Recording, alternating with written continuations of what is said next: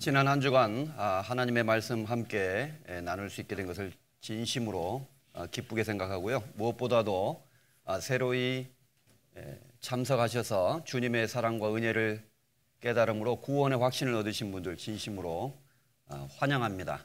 그리고 우리 모든 함께하는 우리 구원받은 형제 자매들 또 우리 성도들이 기쁜 마음으로 환영해 주시고 또 기도해 주셔서 앞으로 신앙생활 잘 하실 수 있도록 도와주시기를 부탁드리겠습니다.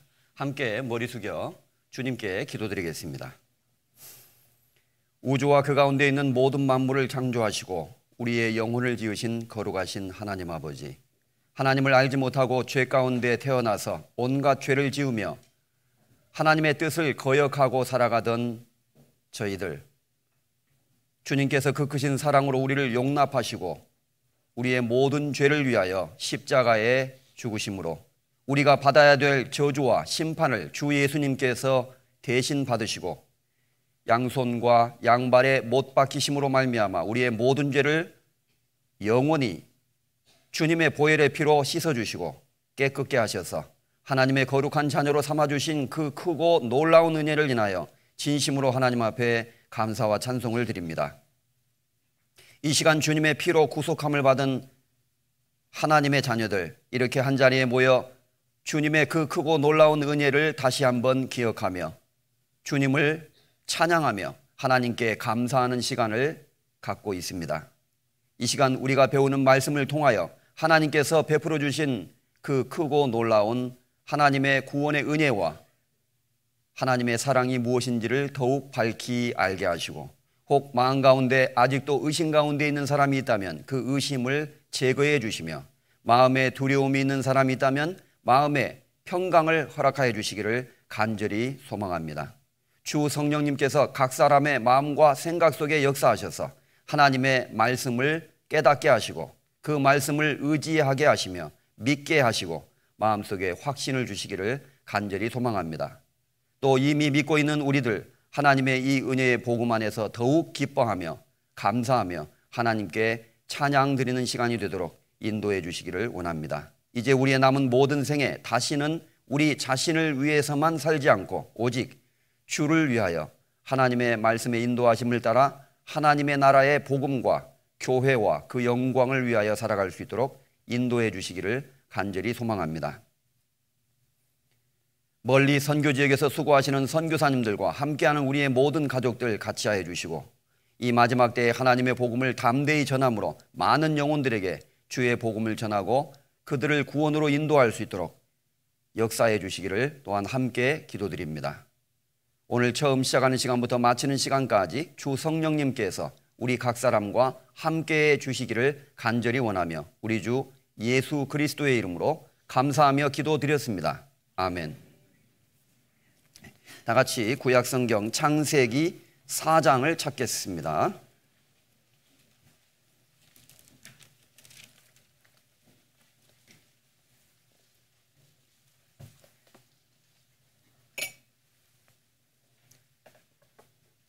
페이지 수로는 구약성경 5페이지 창세기 4장 1절에서부터 찾으셨으면 제가 낭독해 드리겠습니다. 아담이 그 아내 하와와 동침하매 하와가 잉태하여 가인을 낳고 이르되 내가 여호와로 말미암아 등남하였다 하니라. 그가 또 가인의 아우 아벨을 낳았는데 아벨은 양치는 자였고 가인은 농사하는 자였더라. 세월이 지난 후에 가인은 땅의 소산으로 제물을 삼아 여호와께 드렸고 아벨은 자기도 양의 첫 새끼와 그 기름으로 드렸더니 여호와께서 아벨과 그 제물은 연납하셨으나 가인과 그 제물은 연납하지 아니하신지라. 네, 거기까지. 예수님께서는 요한복음 5장에 말씀하시기를 너희가 성경에서 영생을 얻는 줄 생각하고 성경을 상고하거니와 이 성경이 곧 내게 대하여 증거하는 것이로다 라고 말씀하셨습니다. 예수님이 말씀하신 성경은 당시에는 신약 성경이 아직 기록되어 있지 않았기 때문에 구약 성경을 지칭하는 것이었습니다. 구약의 39권의 성경, 그리고 그 속에 기록되어 있는 수많은 이야기들과 사건들, 그런 모든 것들은 궁극적으로 예수 그리스도가 누구이고 그분이 이 세상에 왜 오셔야만 했고 왜 죽으셔야만 했으며 또 예수님이 이 세상에 오셔서 죽으심으로 말미암아 결과적으로 이루어진 사실이 무엇인가, 이것을 나타내고 설명하는 데 목적이 있다는 것입니다. 그래서 예수님은 말씀하시기를 유대인들에게 너희가 성경에서, 구약 성경에서 영생을 얻는 줄 생각하고 성경을 상고하거니와 열심히 연구하고 있는데 이 성경은 곧 내게 대하여, 예수 그리스도에 대하여 증거하는 것이로다 라고 말씀을 예수님께서 스스로 하셨던 것입니다. 그래서 모든 성경은 궁극적으로 예수님이 누구인가라는 것을 가리키는데 목적이 있습니다. 어떤 사람이 책을 썼는데 책의 제목이 모든 성경이 설명하는 예수 그리스도, 또 어떤 책의 제목은 구약 성경 속에 나타난 예수 그리스도, 이렇게 제목을 적었습니다. 합당한 제목입니다. 성경의 많은 이야기들은 결국 예수님을 설명하고 있다는 것입니다. 구약의 모든 이야기는 예수 그리스도에 관한 그림자라고 할 수 있고 궁극적으로는, 결과적으로는 예수 그리스도를 설명하는 데 초점이 맞추어져 있다는 것입니다. 수많은 이야기, 사건, 등장인물이 나오고 많은 이야기가 있는 것 같지만 궁극적으로는 예수님을 설명한다는 것이죠. 여러분, 조각 그림 맞추기 해보신 적 있죠? 조각 그림 때로는 300피스, 3000피스 복잡하게 되어 있습니다. 그런데 그 조각을 조각해서 전부 맞추면 나중에 서울시청도 나오고 청와대도 나오고 백악관도 나오고 이렇게 되는 거예요. 그 조각 그림 맞추기에 모든 것들은 결국은 하나의 그림을 표현하는 데 목적이 맞춰져 있다는 것입니다. 그처럼 성경에 많은 사건과 이야기가 있지만 궁극적으로는 예수 그리스도가 누구이며 그분이 왜 이 세상에 오셨고 왜 죽으셨으며 또 죽으셨을 뿐만 아니라 왜 부활하셔야만 했는가, 그리고 그분이 죽고 부활하심으로 말미암아 이루어진 사실이 속죄인데요. 바로 우리는 그것을 믿는 것입니다. 예수님이 죽고 부활하심으로 말미암아 이루어진 사실, 속죄의 사실이 무엇인가를 설명하는 데 초점이 맞추어져 있다는 것입니다. 따라서 구약의 오늘 몇 가지 이야기를 살펴보면서 복음에 대해서 좀 더 자세하게 말씀드리는 시간이 필요할 것 같습니다. 이미 구원받으신 분들도 다시 한번 더 듣고 확신할 필요가 있고, 또 혹 마음속에 여러 번 들었지만 의심을 가지고 있는 분들도 있을지 모르겠습니다. 하나님의 복음의 말씀, 이 놀라운 말씀을 들음으로, 믿음은 들음에서 나며 들음은 그리스도의 말씀으로 말미암기 때문에 듣는 것이 가장 중요합니다. 잘 들으면 결국은 믿음을 가질 수 있게 되고 그 믿음은 그 사람을 구원하게 됩니다. 자, 구약 성경에 여러 가지 중요한 이야기가 나와 있는데 오늘은 가인과 아벨의 이야기가 등장하고 있습니다. 아담은 여러 자녀들이 있었는데 그 중에 가인과 아벨이라는 두 사람을 등장시켜 놓은 것입니다.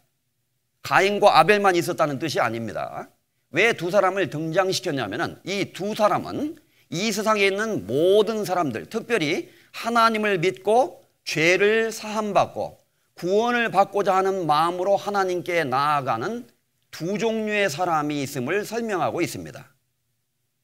어떤 이야기를 설명할 때 가장 쉽게 누구든지 초등학생도 청년도 노인도 이해할 수 있는 화법 중에 하나가 대조법입니다. 옛날에 흥부와 놀부가 살고 있었는데 금방 이해가 되죠. 콩쥐와 팥쥐가 살고 있었는데 콩쥐처럼 못된 애가 있었고 팥쥐처럼 착한 애가 있었다. 이렇게 얘기하면 금방 이해할 수가 있는 거예요. 그래서 하나님도 누구든지 이해할 수 있는 화법으로 아담의 자녀 중에 두 사람이 있었다. 두 사람이 어느 날 하나님께 제사를 드리러 왔는데 여차해서 이런 일이 벌어졌고 하나님이 가인의 제사는 받지 않으셨는데 아벨의 제사는 연락하신지라 아주 기쁘게 간합하시고 받아주셨다. 왜 이런 일이 벌어졌을까? 성경은 이것을 우리에게 먼저 질문을 던지고 있는 것입니다. 이 성경 말씀은 아주 중요한 말씀으로서 하나님 앞에 모든 사람들, 결국 구원을 받기 위해서 하나님께 나오는 사람들 중에 두 종류의 사람이 있다는 것을 설명하고 있고, 궁극적으로 이 두 종류의 사람 중에 누가 죄사함을 받고 누가 구원을 얻게 되는가, 그리고 구원을 얻은 사람은 도대체 어떤 특별한 점이 있었기 때문에 구원을 얻게 되었는가, 그것을 설명함으로써 오늘날 성경을 배우고 구원받기 위해서 하나님의 말씀을 배우는 모든 사람들에게 구원의 해법, 그 구원의 해답을 제시해 주는 데 목적이 있는 것입니다. 자, 이제 가인과 아벨은 하나님께 제사를 지냈습니다. 이 제사는 옛날에 우리가 조상들에게 지내는 제사하고는 좀 다른 겁니다. 이것은 인간이 지은 죄를 해결하기 위해서, 죄를 용서받기 위해서 드리는 제사였습니다. 어느 날 가인과 아벨이 하나님께 제사를 드리기로 결심을 했습니다. 형, 아우, 우리가 이렇게 죄를 져서 이렇게 고생을 하고 있는데 하나님께 우리가 제사를 지내서 하나님께 응답을 얻고 구원을 받아보자. 좋습니다, 형님. 그래서 이제 제사를 지내게 된 거예요. 성경의 말씀에 의하면 가인은 농사지는 자이었고 아벨은 양치는 자이었더라, 이렇게 설명을 하고 있습니다. 그래서 하나님께 제사를 지내는데 이제 가인은 농사짓는 자이었기 때문에 땅의 소산으로 제물을 삼아서 하나님께 제사를 드렸고, 아벨도 양을 치는 자였기 때문에 자기가 기르는 양 중에 첫 새끼, 자그마한 새끼를 잡아서 그 양의 죽음을 하나님께 제사로 드렸다는 것입니다. 가인은 땅의 소산으로 제물을 삼아 여호와께 드렸고 아벨도 양의 첫 새끼와 그 기름으로 드렸더니, 자, 드리는 것까지는 좋았는데 여호와께서 아벨과 그 제물은 연락하셨으나, 기쁘게 받으셨으나 가인과 그 제물은 연락하지 아니하신지라. 참 이상한 일이죠. 어떤 사람이 드리는 제사는 받으시고 어떤 사람이 드리는 제사는 받지 않으신다는 것입니다. 그래서 결국 이야기의 결말은 가인이 자기의 제사가 받아들여지지 않자 마음에 화가 나서 동생을 때려 죽여버렸어요. 최초의 살인자가 되게 된 것입니다. 그리고 하나님 앞에 유리하는 자가 되어서 쫓겨나게 되었던 것이죠. 자, 왜 하나님은 가인의 제사는 받지 않으시고 아벨의 제사는 받으셨을까요? 어떤 사람이 말하기를 하나님은 채식은 별로 안 좋아하시나 봐, 육식을 좋아하시나 보다, 하나님이 특별히 양고기를 좋아하시는 것 같다, 그래서 하나님이 육식을 좋아하시니까 아벨의 제사를 받으신 것이 아닌가, 이렇게 또 생각하는 사람도 있습니다. 그건 또 착각입니다. 그것은 물론 그것은 아니고요. 하나님은 사람이 아니시잖아요.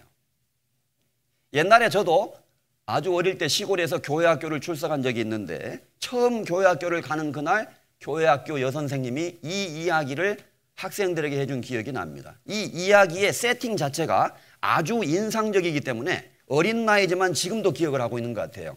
학생 여러분, 왜 하나님이 아벨의 제사는 받으시고 가인의 제사는 안 받은 줄 아세요? 아벨은 정성스럽게 예배를 드리고 정성스럽게 제사를 지낸 거예요. 가인은 정성이 없이 그냥 대충 제사를 드렸답니다. 그래서 여러분도 하나님께 올바른 제사를 드리려면 아벨처럼 해야 됩니다. 교회 나오기 전에 깨끗한 마음으로 헌금도 잘 준비해서 봉투에 넣고 경건한 마음으로 열심히 주님을 섬기겠다는 마음으로 교회에 나오셔야 돼요. 그래서 기도도 열심히 하고 헌금도 열심히 하고, 그리고 주일날 빠지면 안 됩니다. 주일날 꼬박꼬박 성수하는 사람, 잘 지키는 사람을 하나님이 천국 보내주시는 거예요. 그래서 열심히 있는 사람은 천국 갑니다. 아시겠죠? 예, 선생님. 대답했어요. 그런 줄 알았죠. 나중에 이제 성경을 나중에 배워서 구원받고 나서 성경 배우니까 이게 그 말이 아니에요. 이게 자세히 보니까 이 성경 어디에도 가인은 정성이 없이 제사를 지냈고 아벨은 정성스럽게 제사를 지냈다는 말이 없습니다. 그것은 교회학교 선생님의 해석입니다. 자, 그런데 아무리 창세기 4장을 읽어도 이 제사에 대한 해답이 없어요. 왜 하나님이 아벨을 구원하셨고 아벨의 제사를 받으셨는지에 대한 답이 없습니다. 어디에 있느냐? 저 뒤에 히브리서 11장에 가보겠습니다. 히브리서 11장 신약성경 365페이지.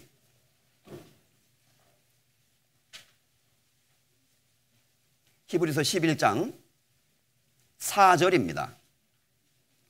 11장 4절. 365페이지 히브리서 11장 4절을 큰 소리로 읽겠습니다. 믿음으로 아벨은 가인보다 더 나은 제사를 하나님께 드림으로 의로운 자라 하시는 증거를 얻었으니 하나님이 그 예물에 대하여 증거하심이라. 예, 됐습니다. 여기까지만. 이것이 정답입니다. 자, 제가 다시 낭독합니다. 믿음으로 아벨은 가인보다 더 나은 제사를 드림으로 의로운 자라 하시는 증거를 얻었다. 이렇게 성경은 해답을 제시합니다. 그러니까 문제는 창세기에 있고 해답은 히브리서에 있다고 할 수 있어요. 옛날에 학교 다닐 때 전과 가지고 이제 문제를 풀다가 아무리 풀어도 답을 모르겠어. 그러면 저 뒤에 넘어가면 해답편이 있거든요. 해답을 살짝 보고 문제를 풀면 쉽게 풀리는 경우가 있죠. 그래서 창세기 4장 아무리 읽어도 답이 안 나와요. 히브리서 11장 해답편을 살짝 보면 이 답이 딱 나와 있는 거예요. 믿음으로 아벨은 가인보다 더 나은 제사를 드림으로 의로운 자라 하시는 증거를 얻었다. 하나님이 아벨에게 아벨아 너는 의롭도다. 네가 나에게 바친 제물은 합당하고 의로운 제물이로다. 네가 바친 제물과 너의 그 믿음을 보고 내가 너를 죄 없다고 인정하노라. 너는 이제 의롭다. 너는 죄사함을 받았다. 내가 너를 구원하노라. 이렇게 아벨에게 하나님이 증거를 주셨다는 겁니다. 가인은 아무것도 없는 거예요. 그러면 차이는 뭐냐? 믿음으로 아벨은, 가인은 드리기는 드렸는데 믿음이 없는 거예요. 여기에 근본적인 차이가 있는 것입니다. 사람들은 구원에 대해서 오해합니다. 구원을 받으려면 뭘 해야 된다고 생각을 해요. 그래서 기본적으로 사람들이 가지고 있는 오해 중에 하나는 구원받기 위해서는 무엇인가를 해야 된다고 생각해요. 행위를 생각합니다. 거듭나셨습니까? 구원받으셨습니까? 언제 어떻게 구원받으셨나요? 예, 저는 매일 구원받는 생활을 하고 있습니다. 왜? 이렇게 대답하는 사람이 있어요. 엉뚱하게. 예, 저는 매일 구원받으려고 열심히 구원받는 생활을 하고 있습니다. 뭘 해야 된다는 고정관념이 딱 들어가 있기 때문에 그런 거예요. 그래서 이 종교는 사람에게 열심, 행위를 강조합니다. 공든 탑이 무너지랴? 그건 세상에 있는 속담이에요. 성경에는 없어요. 하나님은 공든 탑도 다 무너뜨려 버립니다. 왜냐? 그건 인간이 쌓은 탑이기 때문에 하나님 거 무시해 버리는 거예요.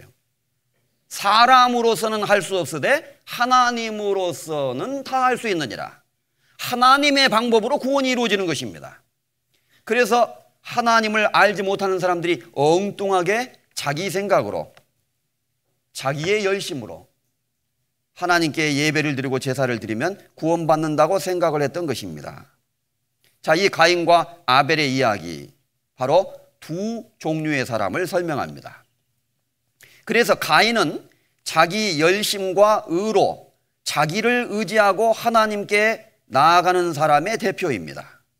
아벨은 믿음으로, 아벨은 가인보다 더 나은 제사를 드렸다. 믿음으로. 아벨의 제사는 믿음의 제사였습니다. 그래서 이 가인 보세요. 인상이 별로 안 좋잖아요. 이러고 있죠. 하나님이 안 받아주신 거예요. 아벨은 차분히 기도하면서 감사하고 있습니다. 아벨은 믿음이 있었기 때문에 양의 첫 새끼를, 그 기름을 제물로 드렸어요. 이렇게 짐승의 피를 하나님께 제물로 드릴 수가 있었다는 것입니다. 믿음으로 아벨은 가인보다 더 나은 제사를 드림으로 의로운 자라 하시는 증거를 얻게 되었다. 믿음으로. 이것이 해답입니다. 그렇다면 지금 우리도 아벨과 같은 믿음을 가질 수만 있다면 당장에 구원받는 거예요. 믿음으로 구원받습니다. 그래서 구원받는 건 시간이 오래 걸리는 게 아니에요. 준비된 사람은 금방 받을 수 있습니다. 제가 오래전에 어떤 부인과 함께 상담을 했는데 말씀을 온라인으로 듣고 왔어요. 테이프로, 요즘으로 말하면. 다 듣고 왔는데 몇 마디 딱 물어보니까 벌써 구원받을 준비가 다 돼 있습니다. 하나님 살아계신 것도 확실히 알고 자기가 죄인이란 것도 분명히 알고 있고 하나님 앞에 멸망받아서 지옥 갈 수밖에 없는 부끄러운 죄인이란 것을 알고 있었습니다. 딱 준비가 돼 있어요. 복음을 설명하는데 5분도 안 됐는데 벌써 딱 깨달아 버렸어요. 바로 깨달아 버렸습니다. 그런 경우도 있습니다. 물에 빠져 있는 사람은 언제 건짐받아요? 딱 건져내는 순간 건짐을 받는 겁니다. 즉각적으로 구원받는 거예요. 그래서 구원은 점차적으로 조금씩 열심히 힘쓰고 애쓰고 이렇게 해서 구원에 도달하는 것이 아니라 하나님이 나를 죄 가운데로부터 딱 건져주시는 순간 딱 구원이 되는 거예요. 순간 구원이 되는 겁니다. 그래서 구원받는다는 것은 순간적인 경험입니다. 하나님의 말씀을 믿을 때 내 마음속에 구원이 탁 이루어지게 되는 거예요. 아하! 이렇게 탁 믿어지게 되고 깨달아지게 되고, 깨달아진다는 말이나 믿어진다는 말이나 같은 뜻이에요. 그래서 하나님 앞에 우리는 믿음으로 구원을 받게 되는 것입니다. 가인은 자기의 열심을 통해서 하나님께 나아가려고 하는 사람들이었습니다. 그 사람의 모형입니다. 로마서 10장에 보면 이런 말씀이 있어요.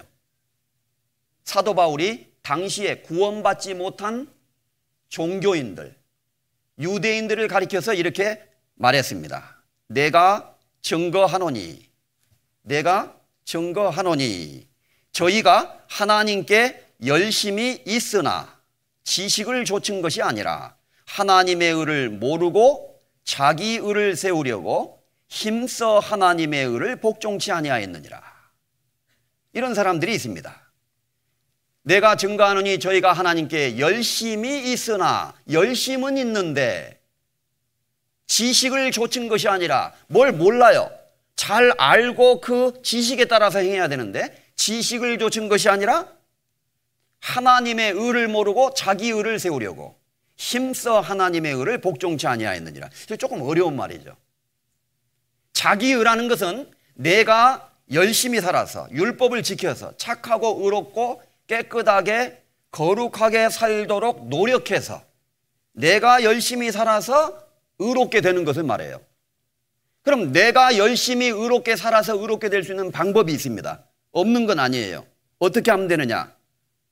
하나님의 율법 전체를 항상 한 번도 어기지 않고 다 지키면 돼요. 하나님처럼 의롭고 하나님처럼 거룩하고 하나님처럼 합당하게 살 수 있다면 자기 스스로 자기의 노력으로 의롭게 될 수가 있습니다. 문제는 그렇게 살 수 있는 사람이 한 사람도 없다는 것이 문제입니다. 그러니까 결론적으로는 자기 의로 의롭게 될 수 있는 사람은 없습니다. 의인은 없나니 하나도 없으며 선을 행하는 자가 없으니 하나도 없도다. 하나님이 보실 때 의인이라고 인정해 줄 수 있는 만큼 의로운 사람, 의롭고 깨끗하다고 하나님이 인정해 줄 수 있는 만큼 의로운 사람은 없다는 뜻입니다. 인간들끼리 볼 때 좀 착한 사람이 없다는 말이 아니라. 그래서 어떤 사람이 정말 의롭고 깨끗해서 하나님이 그 사람을 의롭다고 인정해 줄 만큼 의로운 사람은 없어요. 자기 의로 천국 가려고 하는 사람은 가인 같은 사람입니다. 자기 열심으로. 열심으로 말하면 가인이 더 열심히 있었을 거예요. 1년 내내 농사 져가지고 그건 좋은 것 중에 좋은 것만 잘 닦아서 그걸 상하지 않게 또 잘 보관해서 좋은 것만 모아서 오랜만에 추수감사절 예물 드리듯이 하나님께 드렸겠죠. 정성으로 말하면 뭐 아벨은 그러다 보면 양새끼 하나 탁 잡아가지고 딱 드렸는데 가인이 더 시간을 많이 들었네. 열심으로 말하면 가인이 훨씬 열심히 있을 수 있었습니다. 어쨌든 어떤 열심으로도 자기의 열심과 의로는 하나님 앞에 의로워질 수가 없는 거예요. 따라서 하나님은 그건 안 된다. 너희 인간의 열심과 너희의 의로는 도저히 너희가 구원받을 수 없다. 그래서 내가 그걸 다 알기에 이제 나의 의를 너희에게 주노라. 여기 자기 의가 있고 하나님의 의가 있어요. 자기 의는 인간이 스스로 쌓으려고 하는 거예요. 하나님의 의는 하나님께로부터 내려오는 겁니다. 완전히 다른 거예요, 차원이. 그래서 하나님이 죄인을 용서하셔서 그 죄인을 구원하시는 것을 하나님의 의라고 말해요. 그 죄인을 용서할 뿐만 아니라 하나님이 너는 죄 없다, 너는 의롭다, 너는 깨끗하다, 내가 너를 깨끗한 사람으로 여겨주노라. 이렇게 원래 죄인이었던 사람을 하나님이 용서하실 뿐만 아니라 의로운 사람으로 여겨주시는 것이 있어요, 성경에. 그것을 하나님의 의라고 말하는 겁니다. 하나님의 의와 자기의, 둘 중에 어느 것이 나를 구원할까요? 하나님의 의라는 겁니다. 그런데 저희가 열심히 있으나, 열심은 있는데 지식을 쫓은 것이 아니라 하나님의 의에 대한 지식이 있어야 되는데 그걸 몰랐기 때문에 자기 의를 세우려고 하다가 힘써서 하나님의 의를 복종치 아니하였느니라, 거부하는 꼴이 되어버렸다는 것입니다. 이런 어처구니 없는 일이 벌어지게 되는 거예요. 그래서 어떤 사람은 복음을 다 듣고 하나님의 용서와 사랑을 100% 받아들이면 됩니다, 믿기만 하시면 됩니다. 그러면 아유, 뭐 그렇게 간단한가요, 구원이? 뭐 너무 쉽네. 뭐 그냥 믿기만 해서 그냥 갑자기 거저 그냥 받고 그냥 천국에 간단 말입니까? 그래도 뭔가 해야 될 것 같은데. 아니, 개운치가 않아요. 내가 뭘 해야지. 그래서 마음에 뭔가 자기가 하지 않기 때문에 부족하다고 생각하는 사람이 있어요. 그게 율법 사상이라는 거예요. 그래도 지키는 데까지는 지켜야지라오. 어떤 분들은 또 그렇게 말해요. 하나님의 완전한 용서와 사랑을 받아들이지 않고 자신의 노력과 의지로 율법을 지키는 데까지는 지키려고 하고, 그런 노력을 통해서 하나님이 자기를 받아주시고 구원해 주실 것이라고 믿는 사람은 힘써서 하나님의 의를, 하나님의 용서와 구원을 힘써서 받아들이지 않는 사람이에요. 필요 없어요. 노 땡큐. 하나님, 나는 나대로 내가 열심히 해서 천국 갈랍니다. 이렇게 말하는 꼴이 된다는 것입니다. 감히 하나님의 용서와 하나님의 의를 거부할 거냐 그 말이에요. 자, 그래서 우리도 하나님의 의를 알아야 됩니다. 그리고 그 의를 아는 믿음을 가진다면 누구든지 구원받을 수 있어요. 아벨은 바로 그 믿음이 있는 사람이었습니다. 자, 그런데 성경에 의하면 믿음은 들음에서 나며 들음은 그리스도의 말씀으로 말미암았느니라 그랬는데, 아벨이 그와 같은 믿음으로 제사를 지내려면 무언가 알고 있는 지식이 있었어요. 그리고 누군가로부터 그것을 들었기 때문에 그에 대한 지식이 있었던 것입니다. 누구에게 들었을까요? 아버지 어머니에게 들은 거예요.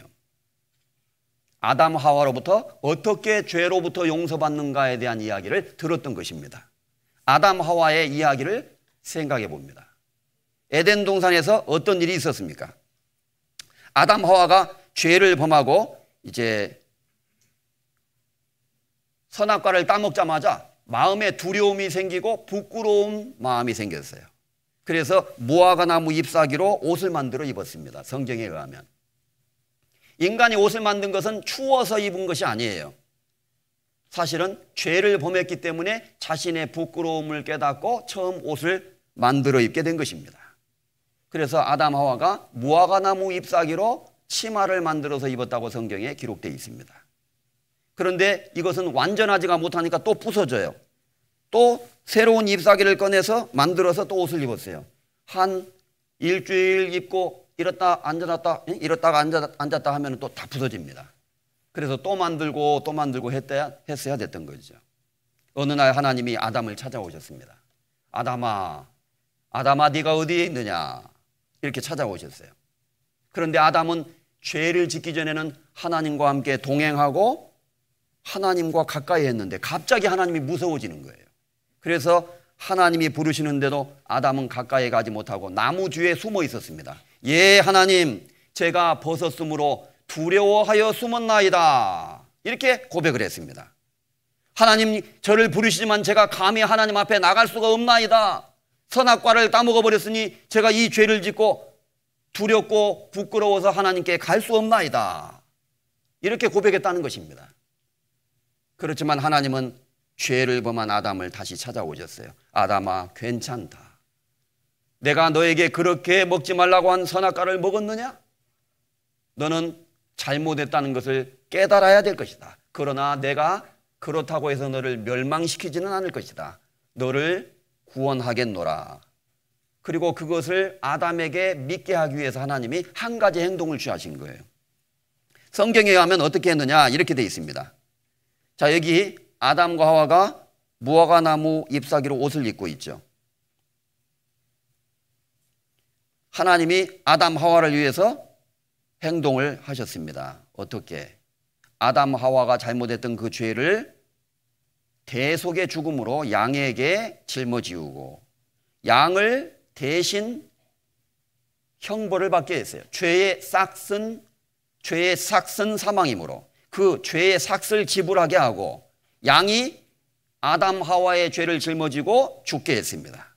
피 흘림이 없은즉 죄사함이 없기 때문에, 피 흘림이 없은즉 사함이 없기 때문에 양이 피를 흘렸어요.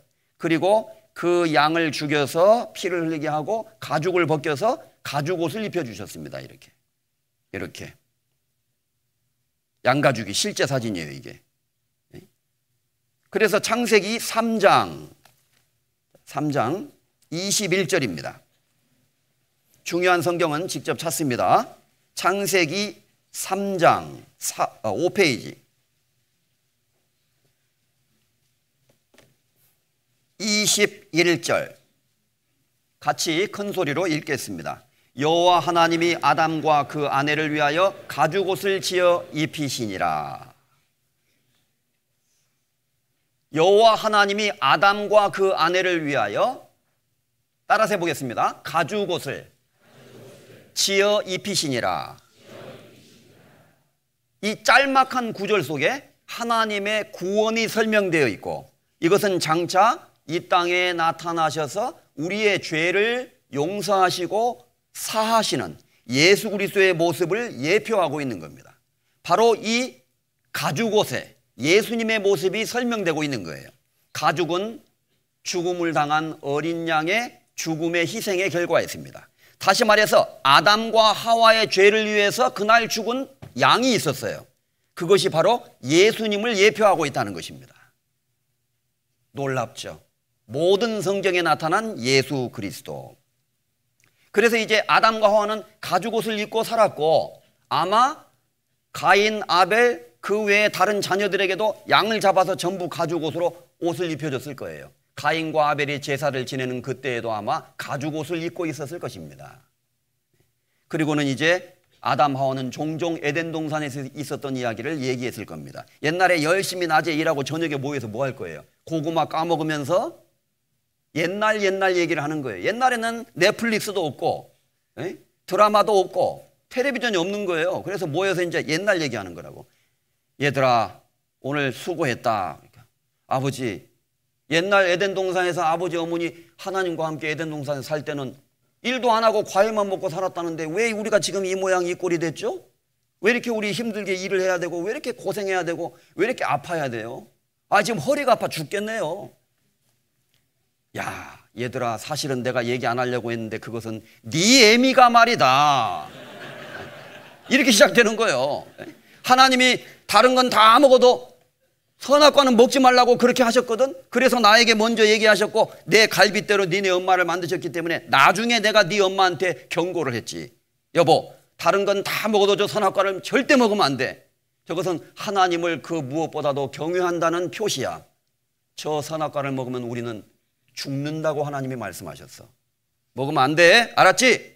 그렇게 내가 네 애미한테 수도 없이 얘기했건만 방정맞게 사탄의 속임을 받아가지고 선악과를 냉큼 따먹어버렸지 뭐냐. 그리고 와서는 막 눈물을 흘리면서 막 울면서 자기는 이제 죽게 됐는데 어떡하느냐고 막 그러는 거야.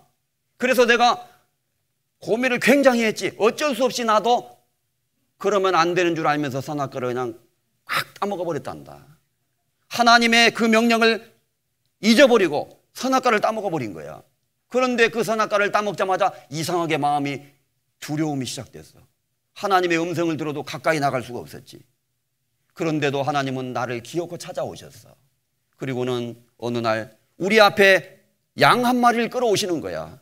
그리고는 그 양을 죽여가지고 피를 흘리시더니 그 가죽을 쫙 직접 벗기셔가지고 네 엄마하고 나를 위해서 이렇게 옷을 입혀주셨단다. 우리는 그날 처음으로 짐승이 죽음을 당하는 것을 목격했지. 그것은 아주 처절하고도 무서운 장면이었어. 그리고는 우리 그 장면 앞에서 깊은 생각을 하고 있을 때 하나님이 말씀하셨어. 아담과 하와야, 내가 너희에게 말한 명령을 네가 어기고 죄를 졌으므로 죄의 싹은 사망이므로 반드시 너와 아내는 죽어야 할 것이다. 그러나 너와 아내가 죽으면 안 되기에 내가 너를 위해서 대신 죽어도 된다는 법을 만들어서 이 양을 대신 죽게 하노라 라고 하나님이 설명하셨어요. 그래서 엄마 아빠를 위해서 그날 양을 대신 하나님이 죽게 하시고 그 결과로 가죽옷을 만들어서 입혀주셨지. 그리고 나를 안아주셨어. 다시는 죄를 범치 말라고 말씀하셨지. 그래서 나는 이 가죽옷을 입을 때마다 하나님의 그 사랑이 생각난단다. 아, 하나님은 내가 죄를 범했지만 나를 사랑하시는구나. 그리고 나를 용서하시는구나. 그리고 그냥 말로만 용서하신 게 아니라 나를 용서하시기 위해서 죄 없는 양을 대신 죽게 했구나. 늘 그것을 생각하지. 그래서 내가 양새끼들을 볼 때마다 미안한 마음이 생긴단다. 하나님은 죄는 피 흘림이 없으면 사해지지 않는다고 그랬어. 다시 말해서 피 흘리고 죽어야 죄가 사해지는 거야. 너희 죄도 사해지려면 네가 피 흘리고 네가 죽든지 아니면 엄마 아빠처럼 양을 대신 피 흘리게 하든지 둘 중에 하나를 해야 돼. 알겠어? 그런데 가인은 카톡하니라고 정신줄이 놓아버린 거예요. 아벨은 쫑긋하고 들었던 거 잘 들었어요. 제가 말씀드렸죠. 몽골에 가면요 이렇게 설교 듣는 사람이 있어요. 하나도 안 놓치려고 잘 들어요. 들으면 깨닫게 됩니다. 그래서 아벨은 잘 들었어요. 아하, 인간의 죄를 사하기 위해서는 죄의 싹신 죽음이 지불돼야 되는구나. 하나님은 공의로운 분이기 때문에 죄를 눈 감아주시는 분은 아니구나. 반드시 누가 죽어야 되는구나 라는 것을 알고 그날 죄를 용서받기 위해서 하나님께 제사 드릴 때 짐승을 가지고 온 거예요. 그리고 그 짐승을 죽여서 피를 흐르게 하고 그 짐승의 죽음을 하나님께 드립니다. 하나님, 이 양의 죽음을 보시고 저의 죄를 용서해 주옵소서. 그 옛날 우리 아버지 어머니가 에덴 동산에서 범한 죄를 위해서 하나님이 죄 없는 양을 희생제물로 드려서 그 양의 죽음으로 말미암아 우리 아버지 어머니의 죄를 가리워 주신 것처럼 이 양의 죽음을 보시고 저의 죄를 가리워 주옵소서. 저도 하나님의 약속을 믿나이다. 그리고 하나님께 나왔다는 겁니다. 하나님이 그 말을 듣고는 옳거니 내가 너를 의롭다 하노라 이렇게 말씀해 주셨다는 거예요. 하나님이 그 예물과 아벨의 그 예물과 그 믿음에 대해서 증거하신 거예요. 아벨아, 네가 믿음을 가지고 그 양의 죽음을 의지해서 나에게 온 너의 믿음을 내가 가상히 여기노라. 내가 너를 죄 없다 하노라. 너의 죄는 다 사해졌노라. 또한 너는 이제 의로워졌노라. 너는 이제 더 이상 죄가 없다. 너는 깨끗하다. 내가 너를 더 이상 죄인이 아니라 의로운 사람으로 여기노라. 이렇게 하나님이 말씀해 주셨다는 뜻이에요. 아벨은 그 믿음이 있었기 때문에 구원을 받았던 것입니다. 그래서 성경 전체는 이렇게 말합니다. 로마서 4장에 기록하고 있습니다. 그 불법의 사하심을 받고 그 죄를 가리우심을 받는 자는 복이 있고 주께서 그 죄를 인정치 아니하실 사람은 복이 있도다 함과 같으니라. 그 불법의 사하심을 받고 그 죄를 가리우심을 받는 자는 복이 있고, 무슨 복? 구원의 축복. 그래서 성경에서 이 어떤 말씀이 반복되는 거냐? 부연 설명을 함으로써 반복함으로써 자세하게 말하는 거예요. 그 불법, 죄의 사하심을 받고 용서함을 받고 또 다른 말로 그 죄를 가리우심을 받는 자는, 그러니까 가리움을 받는 것이 사함 받는 거예요. 사함 받는 것이 곧 가리움을 받는 거예요. 그걸 다른 말로 말하면 주께서 그 죄를 인정치 아니하실 사람은 복이 있도다 함과 같으니라. 죄가 있지만 죄를 인정치 않아요. 그래서 어떤 사람은 복음을 다 듣고 하나님이 내 죄를 다 사하셨다, 죄를 용서하셨다, 기억지 않으신다. 근데 가만히 있어 봐라. 하나님이 내 죄를 아무리 용서하신다고 그러지만 내 속에는 아직도 죄가 있는데, 죄를 떠들러요. 자꾸 자기 속을 떠들러 가지고 죄를 끄집어내려고 하는 사람이 있어요. 아직도 시기, 질투, 미움, 음란한 마음, 더러운 마음, 욕심, 살인, 증오 다 있는데 그래도 내가 죄 사함 받은 걸까? 죄를 사함 받았다는 뜻은 내 속에 있는 죄를 지을 수 있는 기질을 하나님이 빼내버리셨다는 뜻이 아니에요. 착각하면 안 됩니다. 이 육신을 가지고 있는 동안에는 그대로 있어요. 하나도 안 변했어요. 육신은.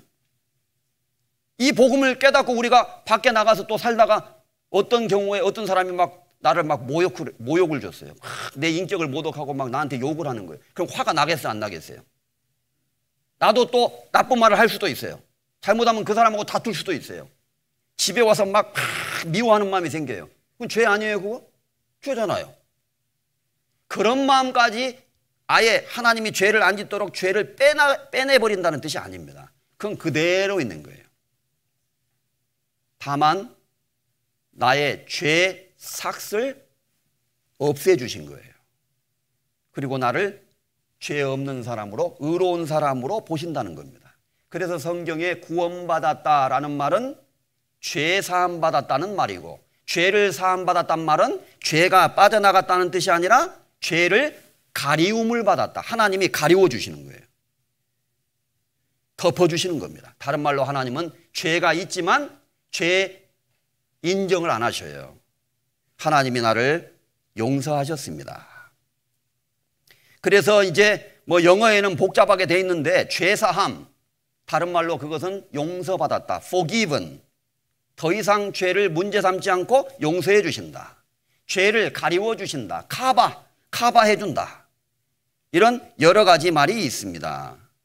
하나님은 우리에게 이제 믿는 사람에게 구원의 옷과 의의 겉옷을 주신다고 성경에 또 말씀했어요. 우리 죄를 가리워 주신다는 개념을 이해할 수 있도록 시청각적으로 설명을 하신 거예요.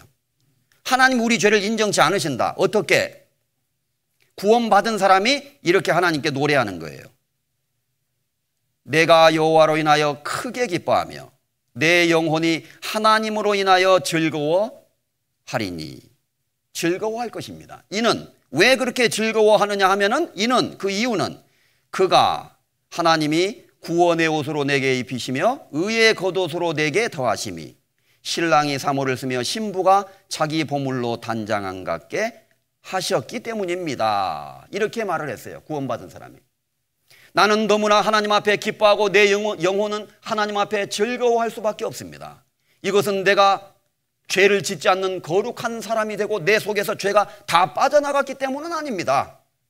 그것이 아니라 죄가 있지만 하나님이 내 죄를 가리워 주시고 덮어 주시고 더 이상 문제 삼지 않으시겠다고 약속하셨다는 것을 믿기 때문입니다. 그래서 하나님이 나에게 옷을 주셨습니다. 무슨 옷? 구원의 옷과 의의 겉옷. 두 벌이에요, 두 벌. 쉽게 말하면 양복 한 벌에 코트 한 벌.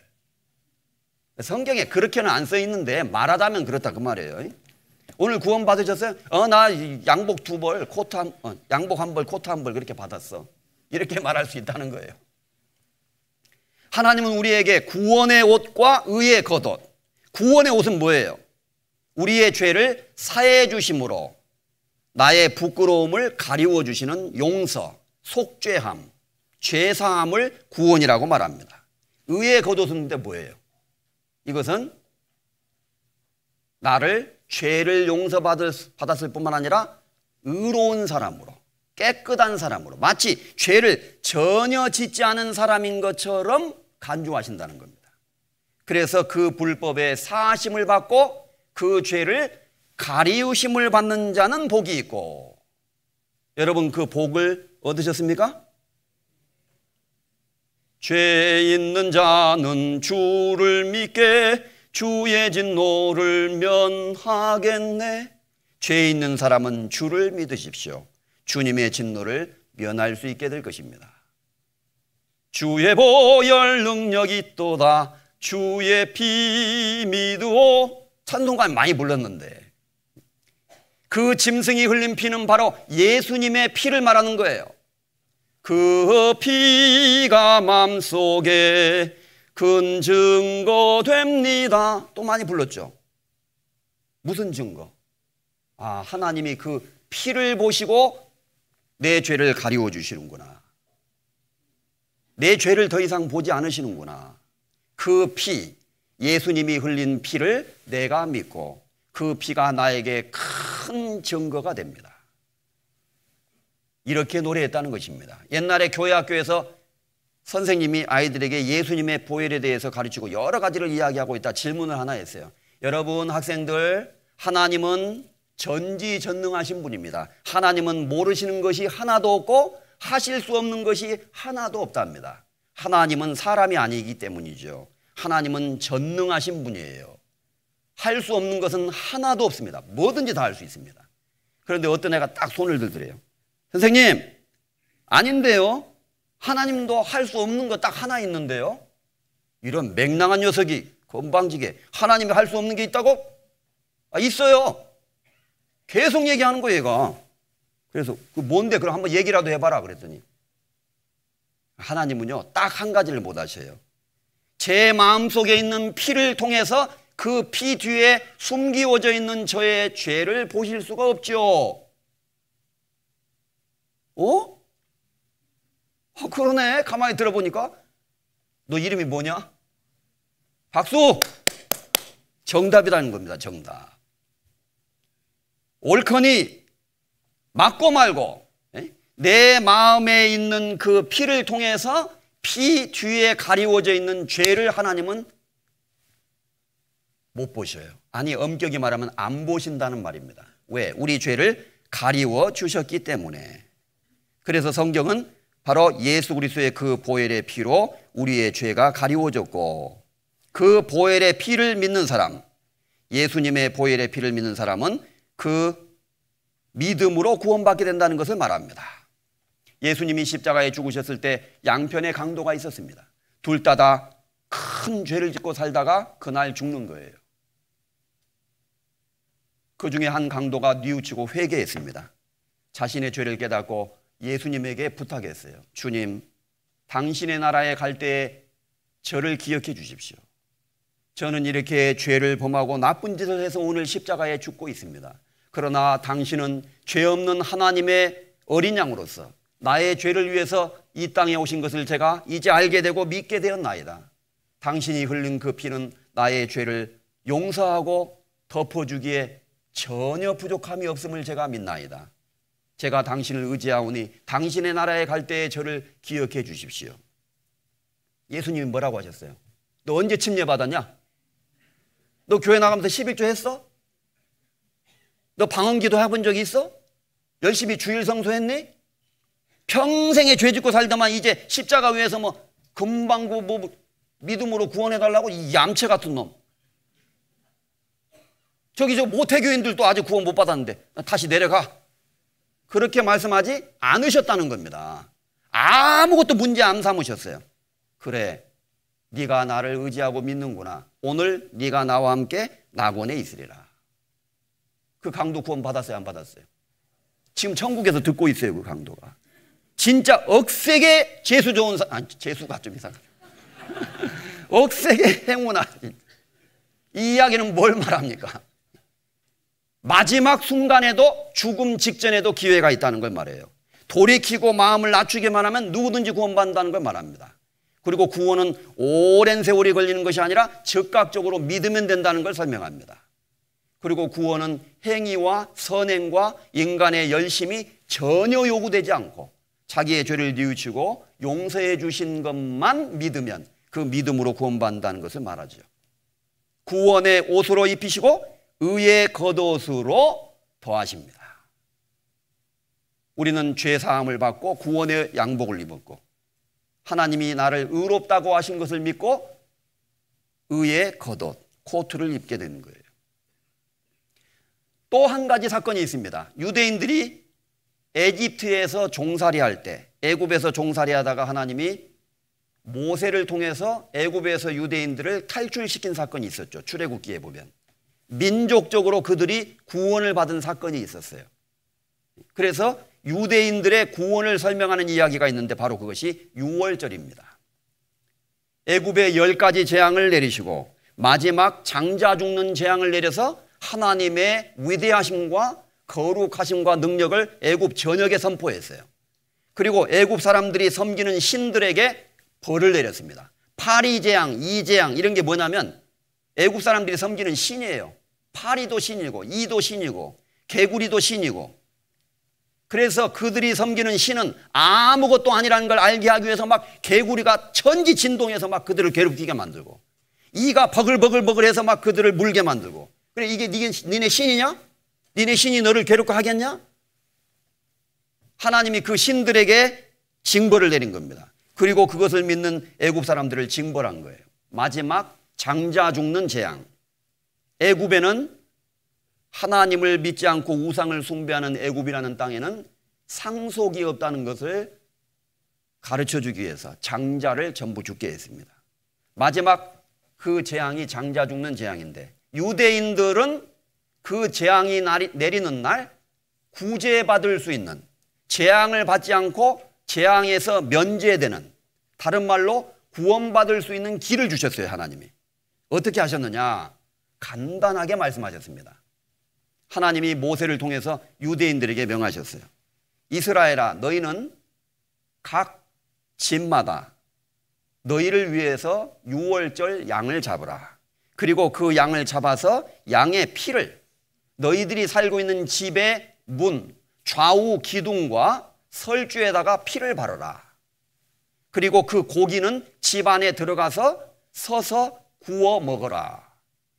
내가 그날 애굽의 모든 장자들에게 벌을 내릴 때 너희 집에 발리어져 있는 피를 보면 재앙을 내리지 않고 그 집은 넘어가게 될 것이다.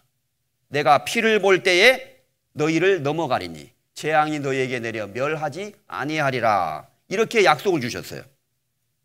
그래서 이제 모세는 그걸 전달했고, 요즘 같으면 이제 카톡으로 1구역, 2구역, 3구역 쫙 카톡이 전달된 거예요. 하나님께서 우리 백성에게 말씀하셨습니다. 오늘 저녁에는 애굽에 무서운 징벌을 내리십니다. 그러나 양의 피를 잡아서, 양을 잡아서 그 피를 문 좌우 설주에 바르는 자는 살게 될 것이라고 하나님이 말씀하셨습니다. 이렇게 전하게 된 거예요. 이게 유월절이죠. 자, 그래서 이렇게 유대인들은 그들이 살고 있는 집 좌우 설주와 임방에 피를 발랐어요.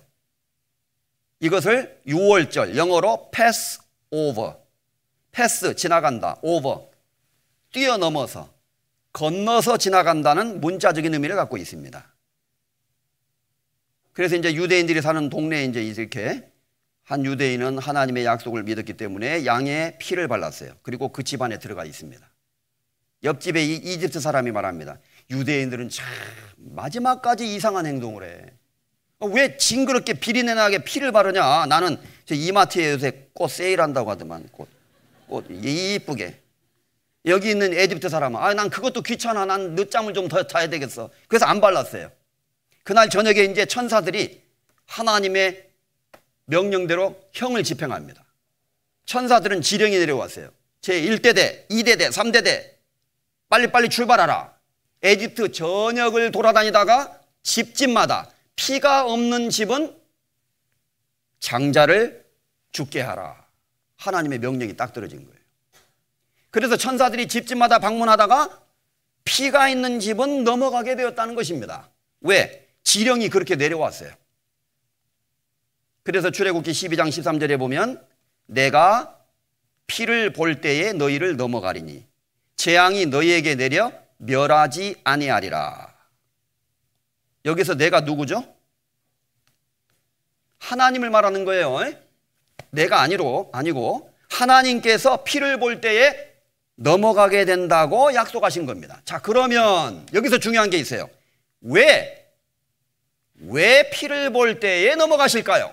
이게 중요해요. 넘어가신다고 했으니까 넘어가죠. 그것도 맞아요. 그런데 근본적으로는 왜 하나님은 피를 보실 때 넘어가실까요? 이게 중요해요. 피는 생명을 상징합니다. 피가 흘려졌다는 것은 어떤 생명이 피를 흘리고 이미 죄의 대가를 받고 희생당했습니다라는 뜻이에요. 그래서 그날 저녁에 천사들이 하나님의 그 심판을 집행할 때 어느 집에 딱 갔는데 피가 있는 거예요. 그러면 이 집은 벌써 죽었구나. 아따, 빠르네. 나보다 더 빨리 온 사람 있나? 빨리 가자. 패스. 그 다음 집에 또 갔어요. 이 집에도 피가 있네? 이 집 벌써 죽었구만. 빨리. 이렇게 가게 된다는 것입니다. 피가 있다는 것은 그 집에 사람이 이미 죽었다는 뜻이에요. 옛날에 어떤 산적대가 옛날에 어느 산골 동네를 습격을 했대요. 그래가지고 집집마다 막 들어가서 가축들을 다 뺏어가고 사람들을 다 죽이고 끝나고 나면은 이 집은 다 끝났다. 전부 다 뺏어갔다는 표시로 짐승을 죽인 그 피를 문에다가 이렇게 다 발랐다는 거예요. 그리고는 또 다른 집에 가서 또 그렇게 하고 가만히 어떤 사람이 숨어 보다가 피를 바르거든. 사람을 다 죽이고 가축들을 뺏어간 다음에 피를 바르잖아요. 그래서 얼른 자기 집에 오기 전에 얼른 가가지고 막 외양간에 가서 소를 한 마리 돼지를 한 마리 죽였어요. 하여간 죽였어요. 그래가지고 아이고 말이 빠르네. 죽여가지고 그 피를 얼른 갖다가 집에다가 문에다가 딱 발라놓고는 짐승들은 소리 못 내도록 입을 탁 틀어막고는 집에 딱 숨어 있었다는 거예요. 산적대들이 막 돌아다니더니 피가 딱 있잖아요. 아이고 이 집은 벌써 끝났구나. 그런 줄 알고 지나가 버렸다는 겁니다. 언더스탠드? 옛날 이야기예요. 아하, 말하자면 그렇다 그 말이에요. 말하자면. 그래서 우리도 예수 그리스도의 보혈의 피를 믿고 우리의 마음 문에 예수님의 보혈의 피를 바를 때 살았다. 나도 살았다. 샬롬, 히브리 말로 평화라는 뜻인데 우리말로 산 놈 이렇게 들려요. 죽지 않고 살아난 놈. 하여간 고린도전서 5장에 이렇게 기록되어 있습니다. 큰 소리로 같이 읽어보겠습니다. 우리의 유월절 양 곧 그리스도께서 희생이 되셨느니라. 우리의 유월절 양이신 예수 그리스도께서 우리를 위하여 희생이 되셨습니다. 이스라엘 민족의 죄를 위해서 그들을 구원하기 위해서는 유월절 양이 준비됐고 우리를 위해서는 하나님의 어린 양 유월절 양이 준비됐습니다. 보라 세상 죄를 지고 가는 하나님의 어린 양이로다. 십자가 위에 비참한 모습으로 죽으신 그 예수님의 모습은 바로 나의 죄를 위해서 죽으신 그리스도의 모습이었다는 거예요. 그 그리스도는 바로 하나님이 준비하신 어린 양이었어요. 하나님의 그 보혈의 피는 나의 죄를 가리워 주시는 겁니다.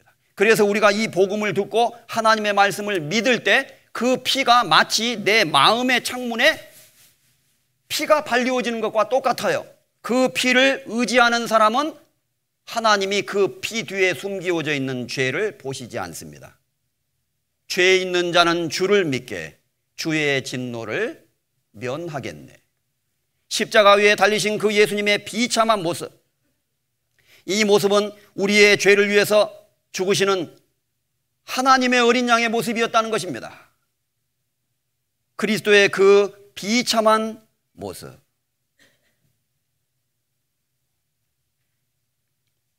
갈라디아서 3장에 이렇게 기록하고 있습니다. 그리스도께서 우리를 위하여 저주를 받은 바 되사 율법의 저주에서 우리를 속량하셨으니 기록된 바 나무에 달린 자마다 저주 아래 있는 자라 하였음이라. 갈라디아서 3장은 예수님의 죽음을 설명합니다. 그리스도께서 우리를 위하여 십자가에 죽으셨습니다. 그것은 저주를 받은 모습이었다 그 말이에요. 왜? 구약 성경에 기록된 바, 성경에 기록되기를 나무에 매달린 자는 저주를 받은 자라 이렇게 말씀하셨다는 거예요. 그래서 어떤 사람이 죄를 범했을 때 나무에 매달아서 공개적으로 처형을 하는 거예요. 죄를 진 사람은 저렇게 죽어야 된다, 이걸 보여줬다는 겁니다. 그런데 예수님은 죄가 없는 분으로서 그는 죄를 범치 아니하셨지만 우리를 위해서 십자가에 마치 죄인의 모습처럼, 당연히 심판을 받아야 될 사람의 모습처럼 그렇게 십자가에 힘없이 매달리신 거예요. 우주와 만물을 창조하신 그 하나님이 연약하고 나약한 인간의 모습으로 나타나셔서 십자가를 지시고 묵묵히 골고다 언덕을 올라가셨어요. 그리고 십자가에 죽으셨죠. 그리고 우리의 죄를 위해서 율법의 저주를 받으신 거예요. 자, 예수님이 죽으시는 장면을 한번 영화로 표현한 것인데요. 한번 살펴보겠습니다. 그리스도의 순환이라는 영화 속에 나오는 장면입니다.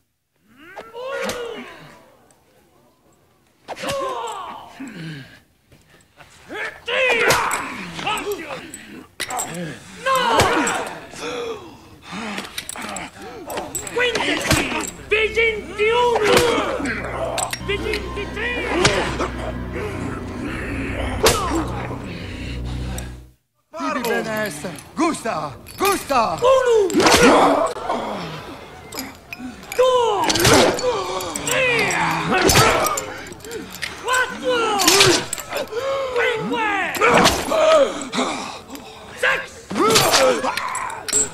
Setto!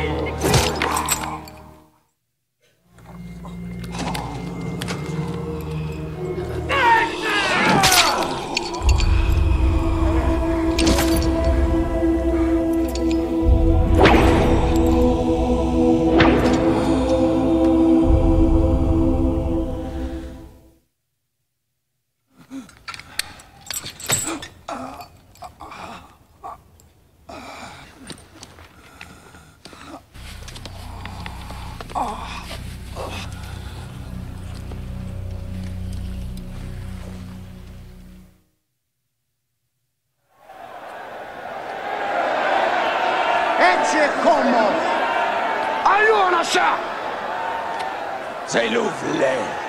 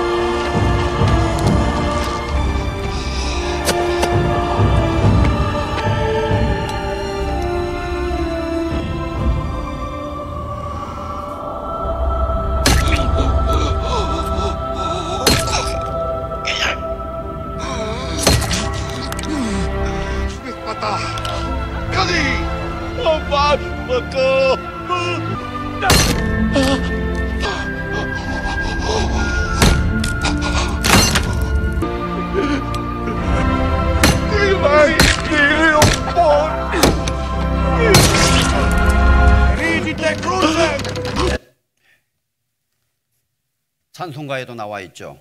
머리에 가시면류관 어찌에 쓰셨는가, 허리에 붉은 장자옥 어찌에 나셨는가, 골고다 험한 길을 어찌에 가셨는가, 십자가에 못 박히심은 누구의 죄 값인가.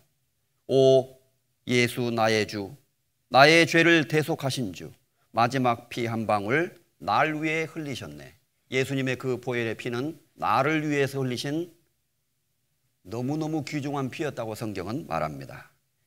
그리스도의 그 피는 우리를 위해서 대신 죽으신 거예요. 그 참혹한 십자가에 주 달려 흘린 피, 나 믿노라 나 믿노라 보혈의 공로를, 예수님의 그 놀라운 은혜로 말미암아 하나님의 사랑으로 우리의 죄를 영원히 용서하신 것입니다. 이제 하나님은 우리 죄를 기억지 않으시겠다고 말씀하셨어요. 고린도후서 5장 14절에 하나님께서 말씀하십니다. 그리스도의 사랑이 우리를 강권하시는도다, 우리를 강력히 끌어당기시는도다. 문자 그대로는 그런 뜻이에요. 우리가 생각건대 한 사람이 모든 사람을 대신하여 죽었은즉 모든 사람이 죽은 것이라. 모든 사람이 죽은 것입니다. 우리가 생각건대 한 사람이, 예수 그리스도가 모든 사람을 대신하여 죽었은즉 모든 사람이 죽은 셈이 됐다 그 말이에요. 그래서 예수님이 십자가에 죽으실 때 그 모습은 바로 내가 죽어야 될 그 자리에 예수님이 대신 죽으신 것이기 때문에 사실상 내가 그때 함께 죽은 거예요. 예수님과 함께. 내가 그리스도와 함께 십자가에 못 박혔나니, 성경은 그렇게 말합니다. 한 사람이 모든 사람을 대신하여 죽었습니다. 모든 사람이 죽은 것입니다. 베드로전서 3장에도 이렇게 약속합니다. 그리스도께서도 한 번 죄를 위하여 죽으사 의인으로서 불의한 자를 대신하셨으니 이는 우리를 하나님 앞으로 인도하려 하심이라. 그리스도께서 죄를 위하여 죽으심으로 의인으로서 불의한 자를 대신하셨으니 의인이신 예수님으로 불의한 나를 대신하게 하신 거예요. 얼마나 놀라운 방법입니까? 기꺼이 내 대신 내가 죽어야 될 자리에 죽으신 거예요. 이것이 하나님의 사랑이죠. 옛날에 어떤 집에 한 어머니가 있었는데 얼굴이 막 화상을 입어갖고 막 일그러져 있대요. 그 집에 못난 아들이요, 엄마가 창피한 거예요. 엄마가 얼굴이 못생겼거든. 그래서 학예회 때 뭐 체육회 때 오지 말라고, 엄마 오지 마, 엄마는 안 와도 돼요, 계속 그러는 거예요. 그래서 애가 중학교쯤 갈 때 이제 엄마가 애가 어느 정도 철이 들었을 거라고 생각해서 아이에게 불러다 놓고 이야기를 했어요. 그리고 서랍에서, 장롱에서 사진을 하나 꺼냈습니다. 거기 예쁜 얼굴이 있거든. 너무너무 예쁜 얼굴을 가진 젊은 여인이 있는 거예요. 얘야, 이것이 엄마 젊었을 때 모습이란다. 엄마가 이렇게 예뻤나요? 그런데 왜 지금 엄마 얼굴은 그래요? 네가 아주 어릴 때 우리 집에 불이 났어. 그래서 엄마는 너를 건지려고 막 불구덩이 속으로 들어갔거든. 그래서 담요에다 물을 적셔가지고 너를 있잖아 막 끌어안고 엄마가 막 무조건 나온 거야. 그때 엄마 얼굴이 화상을 입어가지고 이렇게 탁 일그러져 버렸어. 그래서 엄마가 이렇게 됐단다. 너는 엄마가 창피하니? 그때 뭐라고 했겠어요? 아이고 엄마, 난 그런 줄 몰랐네요. 엄마 괜찮아요. 전 이제 엄마 사랑합니다. 엄마가 부끄럽지 않아요. 이렇게 부둥켜 안고 엉엉 울었다는 이야기가 있죠. 그 아이를 건지기 위해서 엄마는 불구덩이 속에 들어가서 그 애를 건져낸 거예요. 그게 엄마의 사랑입니다. 그 자식을 위해서 죽음을 각오하고 죽기까지 하는 엄마의 그 마음은 누가 주신 것입니까? 불난 아파트 높은 곳에서 어떤 어머니가 아이를 끌어안고 파킹낫으로 뛰어내렸습니다. 불길이 너무나 거세졌기 때문에 엄마의 머리통이 깨지면서 즉사해버렸어요. 어린아이는 갈비뼈가 부러지고 다쳤지만 다행히 목숨을 건졌습니다. 엄마의 그 놀라운 사랑은 누가 준 겁니까? 바로 하나님이 엄마의 마음속에 모성애를 불어넣어 주신 거예요. 하나님은 우리를 위해서 죽기까지 하실 수 있는 그 마음을 가지신 우리의 아버지시라는 것을 설명하고 있는 겁니다. 의인으로서 불의한 자를 대신하기 위해서 그 자리에 예수님이 죽으셨어요. 그래서 로마서 5장에도 말씀하셨습니다. 의인을 위하여 죽는 자가 쉽지 않고 선인을 위하여 용감히 죽는 자가 혹 있거니와 우리가 아직 죄인 되었을 때에 그리스도께서 우리를 위하여 죽으심으로 우리에 대한 자기의 사랑을, 하나님의 사랑을 확증하셨느니라. 세상에 의로운 사람을 위해서도 대신 죽는 경우는 어렵다. 위대한 위인을 위해서, 자기가 존경하는 스승을 위해서 죽는 것도 어려운 일이다. 그러나 당연히 죽어야 될 죄인을 위해서 누가 대신 죽어주겠느냐. 그러나 성경은 말합니다. 우리가 아직 죄인 되었을 때 그리스도께서 우리를 위하여 죽으심으로 우리에 대한 하나님의 사랑을 확증하셨느니라. 예수님의 십자가는 하나님이 우리를 얼마나 사랑했는가를 보여주시는 하나님의 사랑의 확증입니다. 그 십자가를 바라볼 때 하나님의 사랑을 알 수가 있는 거예요. 그리고 그 피를 의지할 때 우리는 구원을 받게 됩니다. 사도행전 10장 43절에 이렇게 말합니다. 저에 대하여 모든 선지자도 증거하되 저를 믿는 사람들이 다 그 이름을 힘입어 죄사함을 받는다 하였느니라. 그리고 이사야서 38장 17절에는 하나님이 이제 나의 영혼을 사랑하셔서 나의 모든 죄는 주의 등 뒤에 던지셨나이다. 등 뒤에 던졌단 말은 더 이상 기억하지 않으시겠다는 거예요. 이렇게 또 약속했습니다. 이사야서 43장 25절에는 하나님은 하나님 자신을 위해서 나 곧 나는 나를 위하여 네 허물을 도말하는 자니 네 죄를 기억지 아니하리라 라고 말씀하셨습니다. 히브리서 10장 17절에도 저희 죄와 저희 불법을 내가 다시 기억지 아니하리라 하셨으니 이것을 사하셨은즉 다시 죄를 위하여 제사 드릴 것이 없다고 말씀하셨습니다.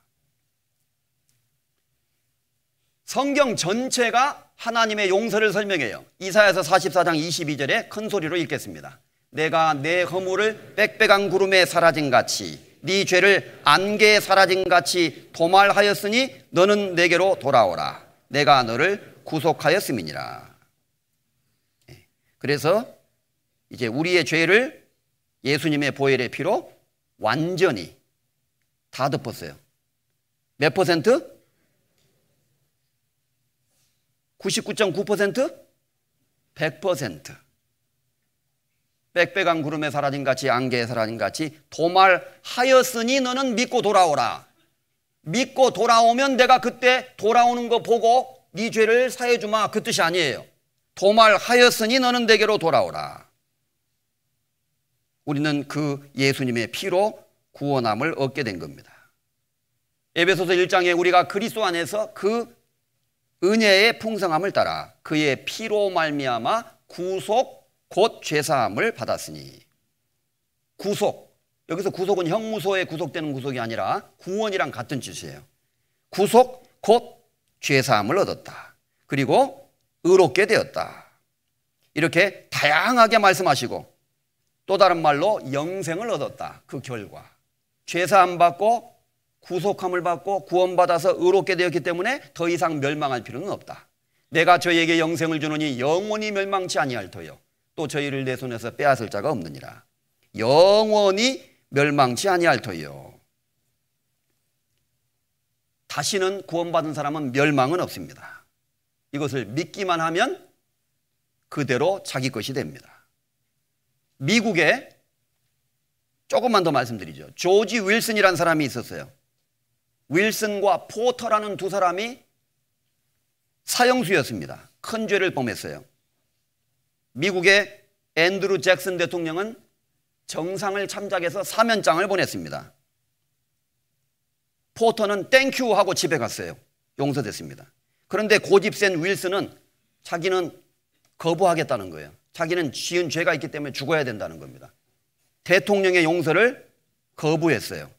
그래서 결국 형장의 이슬로 사라졌습니다. 사람이 멸망받는 것은 결국 불신 때문입니다. 믿지 않기 때문에. 어떤 사람은 또 모르기 때문에. 2차 대전이 끝났는데 필리핀 괌 정글에서 일본군 패잔명 2명이 숨어 있었습니다. 전쟁이 끝난 걸 안 믿었어요.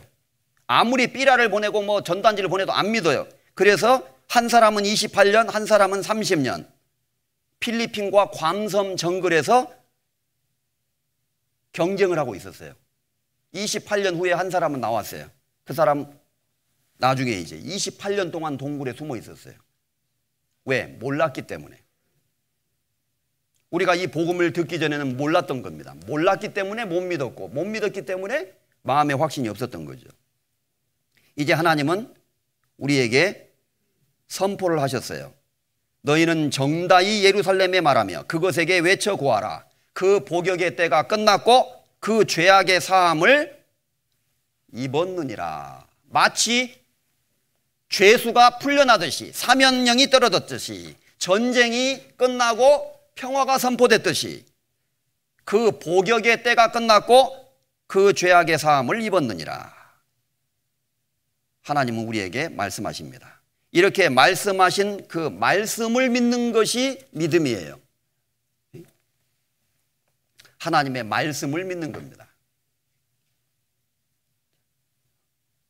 비행기 조종사가 구름 속에 들어가면요, 전투기 같은 것이 구름 속에서 뺑뺑뺑 돌잖아요. 이렇게 팍 돌면 나중에 비행기가 이렇게 반드시 날고 있는지 거꾸로 날고 있는지 헷갈린대요. 그래서 파일로트는 훈련 시에 교육을 받습니다. 구름 속에 들어가서 비행기가 몇 번 돌면은 반드시 주의하고 계기판을 바라볼 것. 계기판을 바라봐야 된다. 계기판을 바라보면 비행기가 반드시 날고 있는지 거꾸로 날고 있는지 아는 거예요. 자기 느낌을 의지하고 조종간을 당기면은 산에 추락해 버립니다. 잘못하면. 믿음은 그와 같은 거예요. 내 마음을 보는 것도 아니고 내 감정을 보는 것도 아니고 하나님의 말씀을 의지하는 겁니다. 자, 오늘 미세먼지 나쁨 딱 경고 떴어요. 뉴스에. 오늘 매우 나쁨. 그러면 우리는 마스크 쓰고 나가잖아요. 그걸 믿기 때문에. 오늘 미세먼지 말끔함, 좋음. 그러면 걱정 안 하고 나가죠.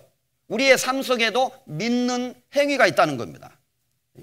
하나님은 우리의 죄를 용서하셨다고 말씀하셨고 더 이상 기억하지 않으시겠다고 약속하셨습니다. 그러므로 이제 이 사실을 믿는 사람은 화평을 누리자. 그리고 이것을 믿음으로 말미암아 구원을 얻게 됩니다. 에베소서 2장에 너희가 그 은혜를 인하여 믿음으로 말미암아 구원을 얻었나니 이것이 너희에게서 난 것이 아니요 하나님의 선물이라. 이제 하나님의 선물을 받게 된 거예요. 법적으로 하나님의 자녀가 된 겁니다. 그리고 더 이상 이제 구원받은 사람은 함부로 죄를 짓지 말아야 되는 거예요. 어찌 그 가운데 더 살리어 그런즉 우리가 무슨 말 하리요 은혜를 더하게 하려고 죄에 거하겠느냐? 그럴 수 없느니라. 죄에 대하여 죽은 우리가 어찌 그 가운데 더 살리어. 구원받은 사람은 이제 구원받았고 모든 죄가 용서됐다고 해서 계속 죄를 짓고 살 수 있느냐? 그럴 수 없다고 말합니다. 그래서는 안 된다. 자, 그런데 이런 차이가 있어요.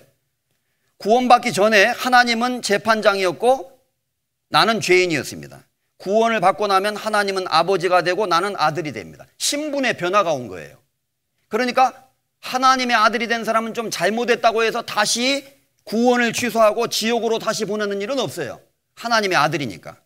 그렇다고 해서 죄를 괜찮은 건 아니에요. 죄를 범하면 징계가 있습니다. 이제 함부로 살아서는 안 되는 거예요. 그래서 구원받은 그리스도인들은 모든 죄를 용서했지만 생활 속에 짓는 죄, 구원받은 이후에 삶 속에서 짓는 죄에 대해서는 또 자백하고 하나님 제가 이렇게 구원받았음에도 또 실수를 했습니다라고 고백해야 된다고 말하고 있습니다. 이 성경에는 세 종류의 구원이 있습니다. 마지막으로 이것만 간략하게 말씀드리고 그리고 오늘 성찬 예식에 관한 말씀을 조금 드리고 마치도록 하겠습니다. 성경에는 세 종류의 구원이 있어요. 우리가 예수님의 죄사함을 믿고 의롭게 됨으로 받게 되는 영혼의 구원. 여기 영혼 구원이 있죠. 자, 화면 보여주세요. 영혼의 구원이 있습니다. 그 다음에 구원받은 이후에 구원받은 사람답게 살아가는 삶 속에서 이루는 생활의 구원이 있습니다. 그 다음에 주님 오실 때 우리 몸이 휴거되고 몸까지 변화되는 몸의 구원이 있습니다. 지금은 믿음으로 영혼 구원을 이미 받은 거고 구원받은 사람은 우리의 삶 속에서 생활의 구원을 이루어 나가라고 빌립보서 2장에 말씀하셨어요. 구원받은 사람답게 올바르게 살아야 된다는 의미입니다. 구원이 불완전하기 때문에 내가 또 율법을 지켜서 구원을 마저 이룬다는 뜻이 아니라 오해하시면 안 됩니다. 그래서 영혼 구원은 이미 받았고 생활 구원은 현재 진행형으로 이루고 있고 주님 오시는 그날 몸의 구원이 이루어지게 됩니다. 완전한 구원에 도달하게 되는 거예요. 현재 생활 구원을 잘 하기 위해서 우리는 하나님의 말씀을 계속 배워야 되고 그리고 교회 안에 잘 거해야 돼요. 아이가 태어나면 가정에 거하듯이 하나님의 몸된 교회 안에서 신앙생활을 해야 됩니다.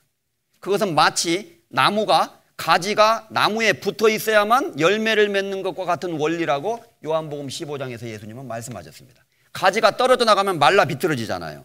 그러니까 구원받은 사람도 교회를 떠나서 혼자 저 멀리 가서 혼자 생활하면은 신앙이 시들시들 말라 비틀어져 버려요. 구원은 안 없어져도 신앙생활은 맥을 못 쳐요. 천하 없는 사람도 절대 신앙생활이 안 됩니다. 교회에 붙어 있어야 돼요. 그래서 교회는 하나님의 가정과도 같고 나무로 말하면은 나무와 같아요. 우리가 연결돼 있어야 돼요.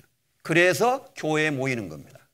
이 건물은 교회의 당이고 구원받은 사람이 모여있는 곳이 교회입니다. 그래서 성경에 의하면 우주적으로 단 하나의 교회가 있어요. 지구상에. 구원받은 사람들의 몸된 교회가 있습니다. 그런데 지리적으로 떨어져 있기 때문에 한국에도 교회가 있고 미국에도 교회가 있고 서울에도 교회가 있고 여기서도 또 떨어져 있기 때문에 저기 도봉구에도 있고 노원에도 있고 강서에도 있고 종로에도 있고 떨어져 있는 것뿐이에요. 그러나 영적으로는 전부 하나 된 교회입니다. 구원받은 그리스도인들은 교회 안에 거해야 된다고 성경은 분명히 말합니다. 이제 주님 앞에 우리는 천국의 시민권을 얻었고 영혼 구원을 받아서 하나님의 자녀가 되었고 그리고 의로운 자라는 호칭을 얻었어요.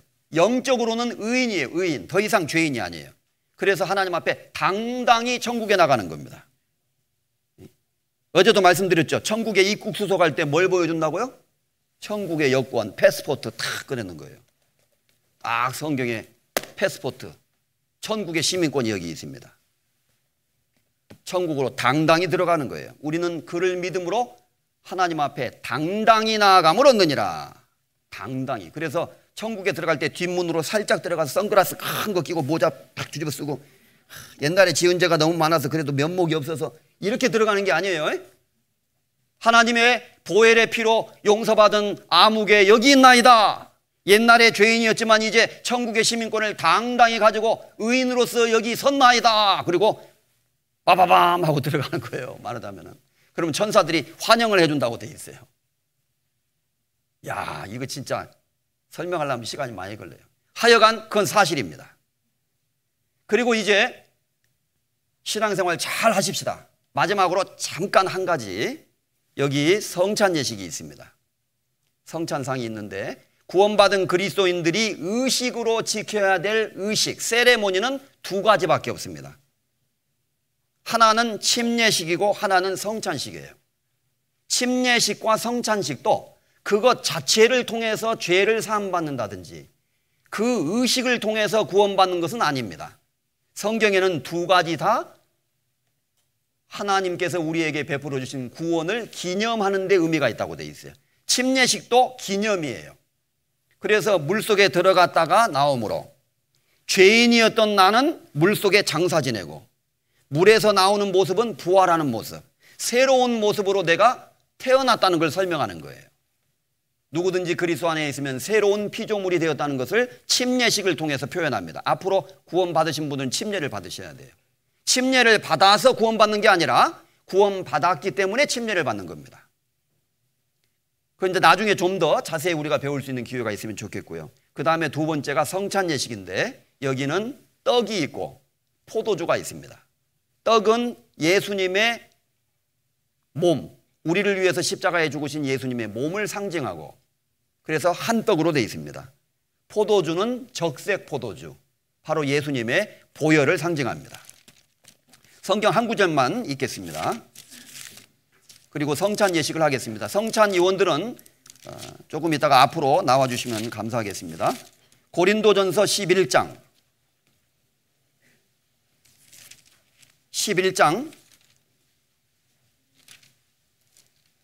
23절입니다. 277페이지. 고린도전서 11장 23절입니다. 내가 너희에게 전한 것은 주께 받은 것이니 곧 주 예수께서 잡히시던 밤에 떡을 가지사 축사하시고 떼어 가라사대 이것은 너희를 위하는 내 몸이니 이것을 행하여 나를 뭐라고 돼 있죠? 기념하라 하시고 식후에 또 이와 같이 잔을 자기에게 잔을 가지시고 가라사대 이 잔은 내 피로 세운 새 언약이니 이것을 행하여 마실 때마다 나를 기념하라 하셨으니 뭐라고요? 기념하라고. 너희가 이 떡을 먹으며 이 잔을 마실 때마다 주의 죽으심을 오실 때까지 전하는 것이니라. 전하는 의무가 있다는 것을 또 말합니다. 우리가 깨달은 이 복음을 다른 사람에게도 전해야 된다. 27절. 그러므로 누구든지 주의 떡이나 잔을 합당치 않게 먹고 마시는 자는 주의 몸과 피를 범하는 죄가 있느니라. 사람이 자기를 살피고 그 후에야 이 떡을 먹고 이 잔을 마실지니.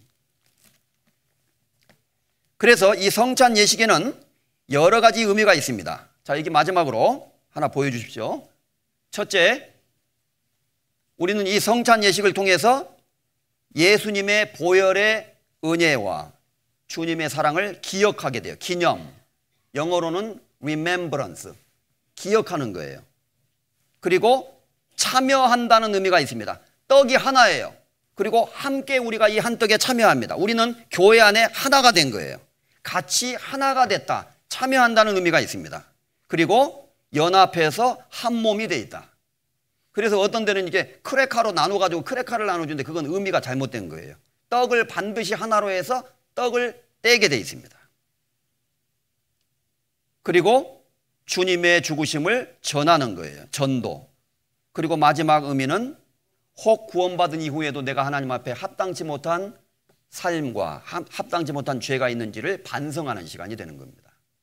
그래서 이것은 기념이고, 천주교에서는 이 떡과 잔을 마시는 순간, 받는 순간 이것이 실제 예수님의 살로 변하고 포도주는 실제 예수님의 피로 변한다. 이렇게 가르칩니다. 그것을 화채설이라 그래요.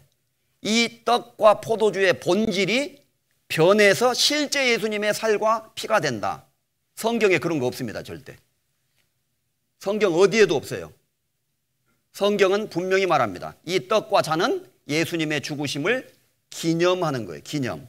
기념의 의미가 있는 거예요. 그러나 성스러운 의식이기 때문에 의미가 있는 의식입니다.